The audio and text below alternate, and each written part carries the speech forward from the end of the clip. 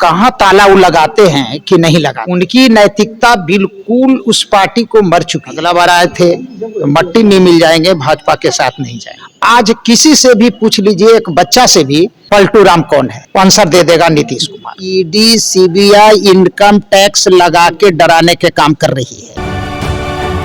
नमस्कार, आप देख रहे हैं तीसरा पक्ष न्यूज नेटवर्क। आज हमारे साथ हैं संटू कुमार यादव, प्रदेश महासचिव राजद बिहार। आज हम जानते हैं कि जो बिहार में जो राजनीतिक चल रहा है, एक तरफ कह रहे हैं माननीय सुप्रीमो लालू प्रसाद जी की दरवाजा खुला है, दूसरी तरफ जेडीयू के प्रवक्ता बोलते हैं कि दरवाजा बंद है, अलीगढ़ का ताला लगा चुके हैं। ये बिहार में चल क्या रहा है सर? बिहार की राजनीति में ये सब जो बातें चल रहा है सर, कि लालू प्रसाद जी कह रहे हैं कि मेरी तरफ से दरवाजा खुला हुआ, उधर से कह रहे हैं कि ताला बंद है, चल क्या रहा है सर बिहार में? ऐसा है, जो हमारे राष्ट्रीय अध्यक्ष आदरणीय श्री लालू प्रसाद यादव जी ने जो कहते हैं, वो बहुत ही सुलझे हुए बात कहते हैं। इतना बात तो तय है कि जो वो कहे वो समझिए बिहार के देश हित में कहते हैं। अब सवाल आपने दूसरा कर रहे हैं कि जनता दल यूनाइटेड के अगर ऐसा कहते हैं तो उनकी सोच है, उनकी विचार है, और उनका बिहार की जनता जान रही है कि कहाँ ताला वो लगाते हैं कि नहीं लगाते हैं। उनकी नैतिकता बिल्कुल उस पार्टी को मर चुकी है। कहेंगे कुछ, कहने और करने में बहुत अंतर है।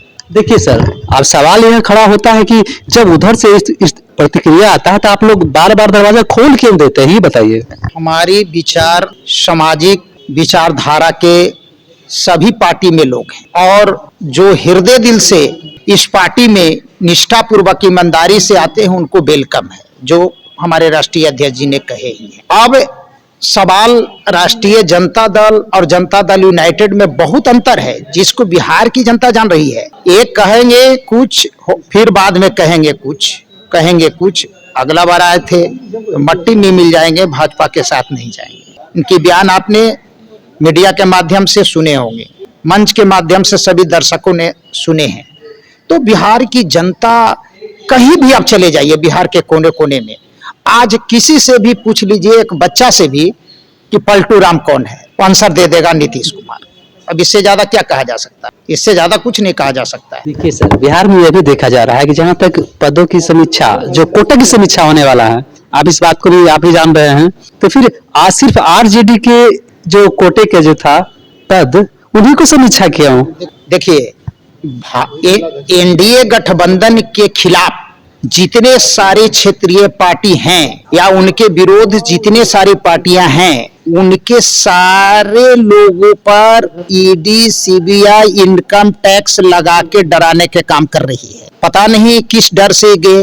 तेजस्वी जी ने तो जो वादा किया थे 2020 में कि 2020 में हमारी सरकार पूर्ण बहुमत की सरकार बनेगी, तो पहला सत्र में पहला कैबिनेट कलम 10 लाख की नौकरी पर चलेगी, लेकिन सरकार बनी नहीं। बाद में नीतीश जी के आकर सरकार बनी, तो कमिटमेंट करके ही तेजस्वी जी नीतीश के पास गए, कहें कि जो मैंने जनताओं के बीच वादा किया उसको पूरा करने के लिए आप तैयार हैं तो हम आपके गठबंधन में सरकार बनाएंगे।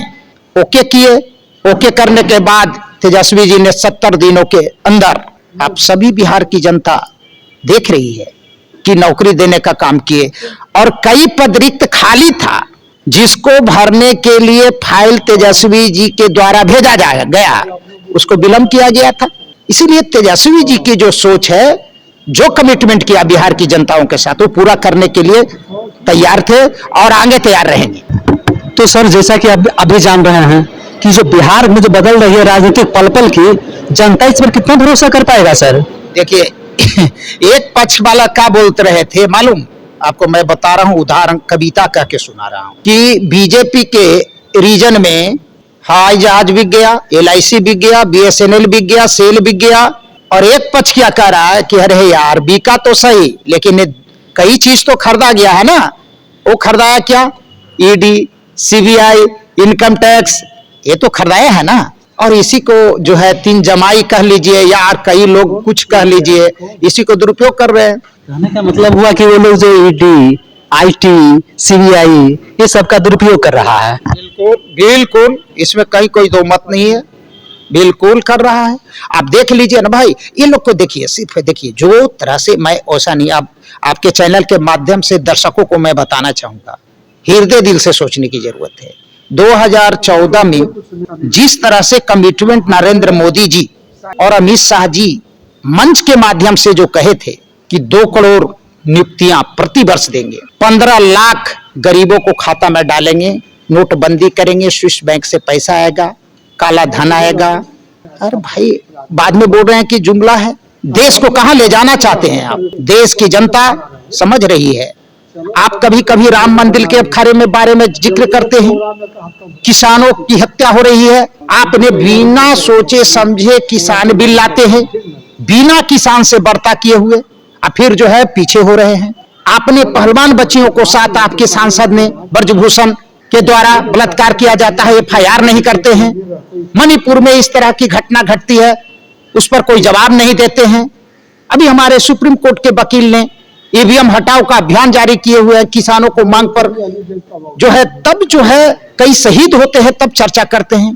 पुलवामा ऐसे कांड को, मामला को लेकर सत्यपाल मलिक साहब का भी बयान मैंने सुना है। तो इन लोगों को सिर्फ राम मंदिर का वो बात ले आए हैं। अरे भाई, आपको कहने से थोड़ी हम राम मंदिर का पूजा करते हैं, राम भगवान को आपको आने से पहले हम लोग पूजा करते रहे हैं।